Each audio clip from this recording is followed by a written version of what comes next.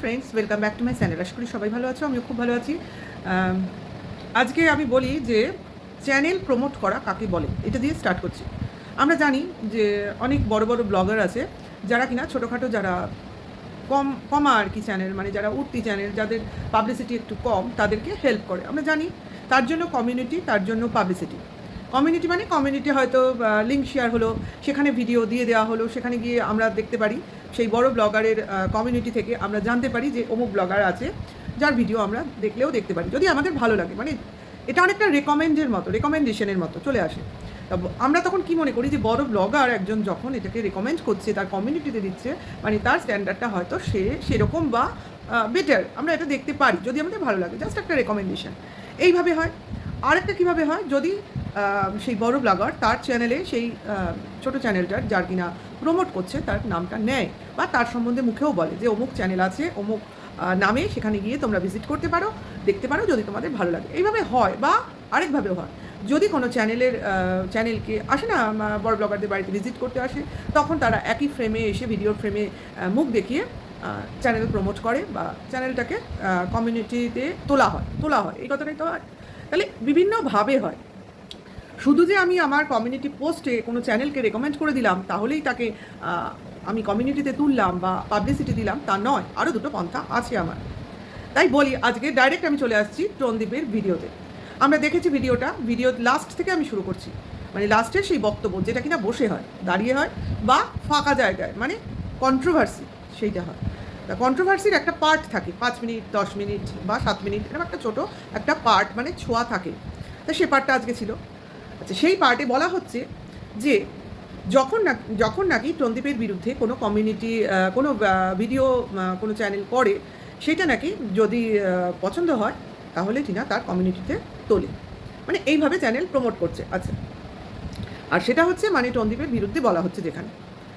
তাই আমি বলি, যারা আমরা টনদীপের দোষ খুঁজি বা দোষ খুঁজে বের করি, আমরা কি টনদীপের জাত শত্রু? না, টনদীপ ধোয়া তুলসী পাতা, সে কোনো দোষই করেনি। মানে তার কোনো দোষ নেই, আমাদের খুঁজে পেতে টেনে টুনে দোষ বার করতে হয়।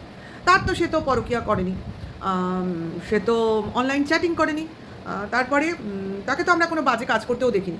তাহলে তার দোষটা কোথায়? অ্যাকচুয়ালি এটাই হলো টনদীপের বক্তব্য। তাহলে আমরা বলি, যদি কোনো দোষ বা ত্রুটি নাই থাকবে, তাহলে তার বউ তার সঙ্গে থাকলো না কেন? একজন ভালো মানুষের বউ তার সঙ্গে থাকে না কখন? হ্যাঁ, বউ একদম বাজে হলো, তাকে ছেড়ে অন্য কারোর কাছে গিয়ে থাকতে শুরু করে দিল, যেরকম আমরা দেখি বিভিন্ন নিউজে। কিন্তু এখানে আমরা সেরকম দেখতে পাচ্ছি না, কিন্তু রটনা করা হচ্ছে। সে আছে অন্য লোকের সঙ্গে, অন্য লোকের বাড়িতে, অন্য লোকের ঘরে, তার সাথে বিয়ে হয়ে গেছে, নানান রটনা, কিন্তু তার কোনো সপক্ষে জোরালো প্রমাণ আমাদের দেখানো হয়নি।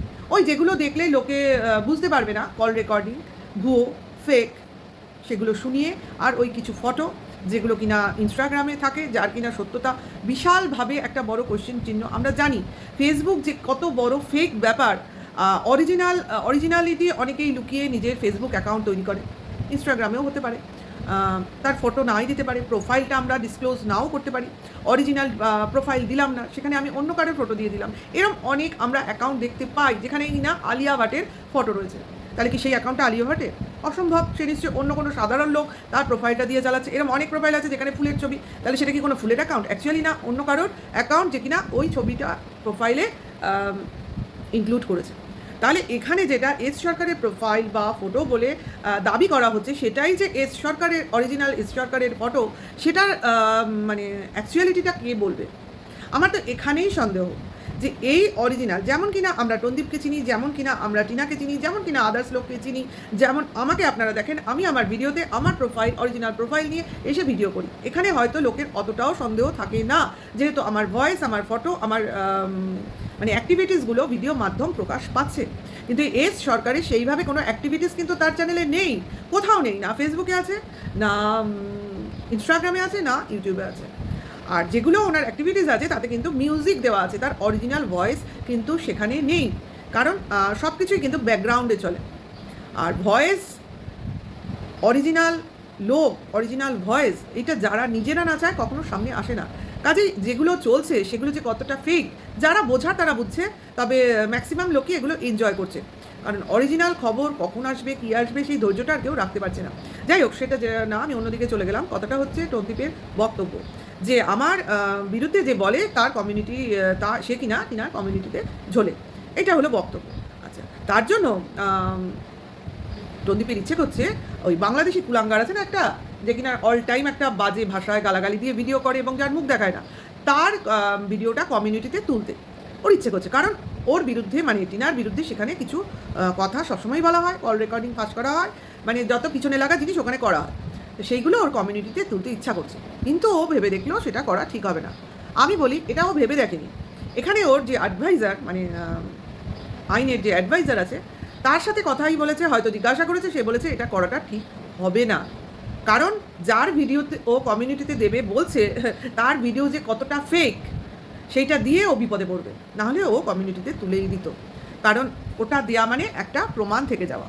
হ্যাঁ, তার বদলে তুমি মুখে বলো, মুখে বলেও কিন্তু চ্যানেল প্রমোট করা যায়, মানে তার পাশে দাঁড়ানো যায়, তাকে এগোতে বলা যায়, এবং তুমি আরও ভালো ভালো ভিডিও করো, এবং সর্বোপরি তাকে আশ্বাস দেয়া তুমি কোনো ভয় পেও না, কারণ আমি তোমার পাশে আছি, তুমি আমার হয়ে এই ধরনের ভিডিও চালিয়েই যাও।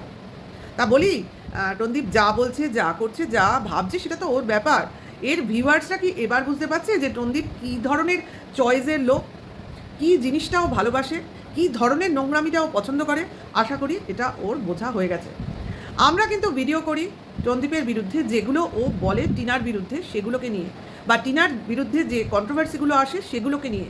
কাউকে নোংরা গালাগালি কিন্তু আমরা করি না, অন্তত আমি করি না। আমার কথা আমি বলছি, কারোর হয়ে আমি এখানে বলতে আসিনি, আমি করি না। কারণ যার দোষ যার ত্রুটি দেখবো সেটা বলবো। অনেকেই বলবে আপনি তো টিনার দোষ দেখেন না, কে বলেছে দেখি না? পরিষ্কার করে যখন বুঝতে পারবো যে ও দোষী, লোকের কথায় আমি চলি না, ওই কাকে কান নিয়ে গেল সেইটা আমি দেখতে যাই না। আমি যতক্ষণ না দেখবো, আমি যতক্ষণ না বুঝবো, ততক্ষণ আমি কিছুতেই এটাকে মেনে নেব না। কারণ দোষ মানুষ করলে সেটা বেশি দিন লুকিয়ে রাখতে পারে না। এত যে লোক খুঁজে বার করছে, তার সপক্ষে কোনো প্রমাণ দেখাতে পারছে না, কিসের ভয়? এত বড় কল রেকর্ডিং যখন এরা জোগাড় করতে পারে, যেখানে একটা কল রেকর্ডিং করা মানে আইনের কাজ, সাইবার ক্রাইমের আন্ডারে পড়ে, যে আমি কারো কল রেকর্ড করছি, সেইটা যখন আমি রিভিল করে দিচ্ছি, তার মানে এটার সত্যতা যদি থাকে তাহলে তার ভয় পাওয়ার কিছু নেই, এবং এটা একটা বিশাল বড় প্রমাণ। তাহলে ডাইরেক্ট আইনের কাছে চলে যাক না, শুধু কিনা এই ইউটিউবে বসে কাউকে খারাপ প্রমাণ করার কি প্রয়োজন? আমরা এখানে বিচার করার কি? আমরা এখানে টিনাকে খারাপ বললেই টিনার কি আসে যাবে, আর টিনাকে ভালো বললেই বা টিনার কি আসে যাবে? কিছুতেই তো টিনার আসে যাবে না, যতক্ষণ না সে আইনের দিক দিয়ে কোনো ধাক্কা খাবে। তাহলে এখানে শুধু শুধু এই বাতেলাবাজি মারা হচ্ছে কেন? যার দম আছে সে চলে যাক না। আমি তো বলি রণদীপকে ওই বাংলাদেশি কুলাঙ্গারকে সাপোর্ট না করে তার কাছ থেকে এই কল এভিডেন্সগুলো নিয়ে ও ডাইরেক্ট ওর উকিলকে দিয়ে দিক, দেখুক একদিনেই ও কেস জিতে যাবে। 28 মার্চটাই শেষ দিন হয়ে দাঁড়াবে। ও তো এমনি ওর সপক্ষে সব কিছু হয়ে যাবে, আর ওর বেকসুর ব্যাপার এসে যাবে, আর ও যে বউকে নিয়ে সংসারই করতে চাইছে না তাকে ডিভোর্স দিয়ে দেবে, অনেক কিছু ওর সুবিধা হয়ে যাবে। সেই সুবিধাগুলো নিক না। এখানে বসে বসে কাউকে কমিউনিটিতে তোলার কথা বলা লাভ নেই তো কোনো। আমি না তুলেও মুখে কিন্তু তার চ্যানেলটা প্রমোট করেই দিচ্ছি। আমি কিন্তু তাকে বলছি তুমি খুব ভালো ভিডিও করো, ভীষণ ভালো, এক্সেলেন্ট, যা ভাষা, যা চয়েস, যে ফ্যামিলির ছেলে, আজকে পরিষ্কার। একটা জাতের তো রোজা চলছে, আমরা জানি সেই সময় কোনো মুসলিম জাতির লোকেরা বাজে কথা, বাজে গালাগালি বা বাজে চিন্তা করে না, এইটুকু কিন্তু ওরা খুব মেনটেন করে।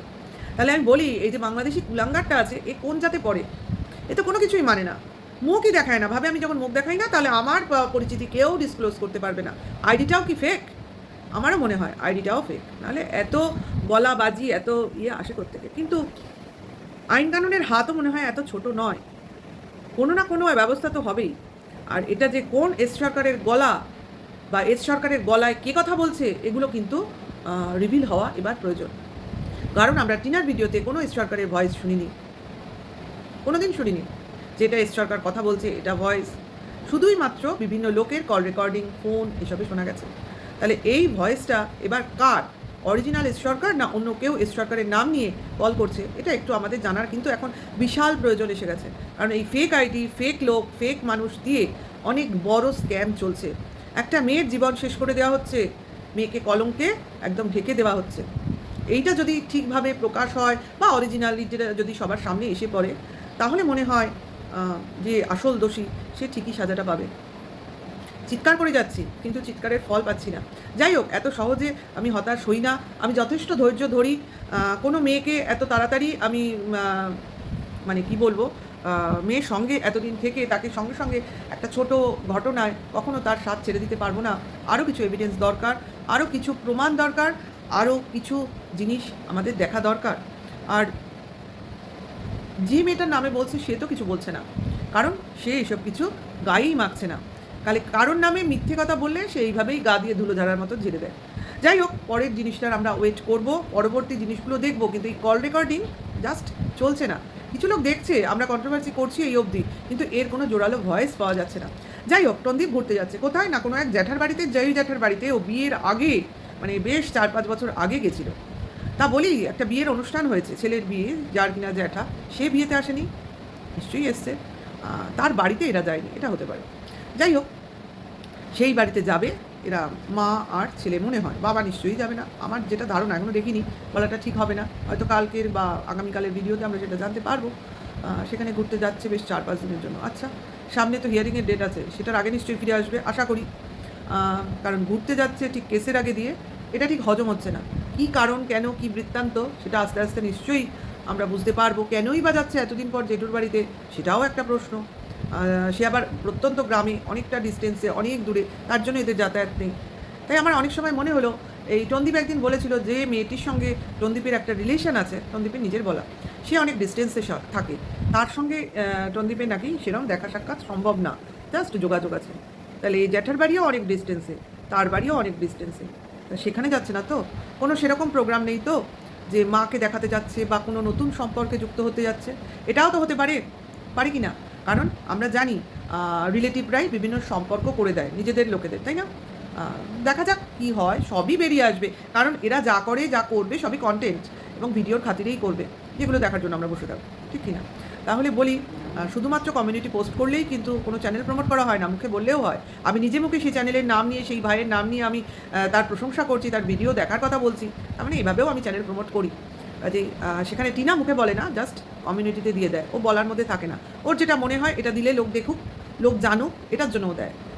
আর ও কী করে, ও বলে আমি ওকে সাপোর্ট করি, মানে আমি বলি তুমি এটা করো, তুমি এইভাবেই চলো, মানে আমার এবং আমার ওই দালাল দিদি আছে না, নাম চলেই আসে, ইচ্ছা না থাকলেও চলেই আসে, এদের দিয়েই আমি আমার চ্যানেলটাকে গ্রো করিয়ে যাচ্ছি, কারণ এরাই তো কন্ট্রোভার্সি করে আমার পক্ষে, আরও করে, কিন্তু এরা আমার জন্য যা করে, জাস্ট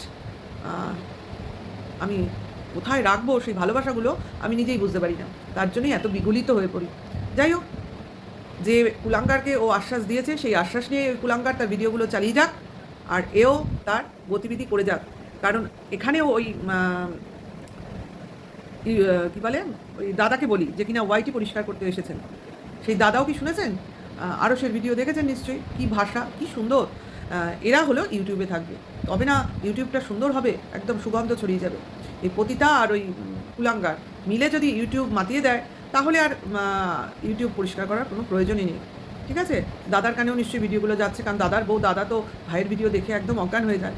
তা দাদাকে কনগ্র্যাচুলেশন জানাই, এবং আরশের প্রতিটা ভিডিও আপনি দেখুন, এবং দেখুন আপনার শালা কত সুন্দর চ্যানেলগুলোকে প্রমোট করে, এদেরকে আপনার পরিষ্কার করতে হবে না। তাহলে ভিউয়ার্সরা, আমি ভিডিওটা এখানেই রাখছি, আবার আসবো অন্য সময় অন্য একটা নতুন কোনো ভিডিওর সাথে, অবশ্যই আসবো, আমার সাথে থেকো, সবাই ভালো থেকো, সুস্থ থেকো, আর ভালো লাগলে ভিডিওটা লাইক, কমেন্ট, শেয়ার করো, আর এখনকার জন্য টাটা।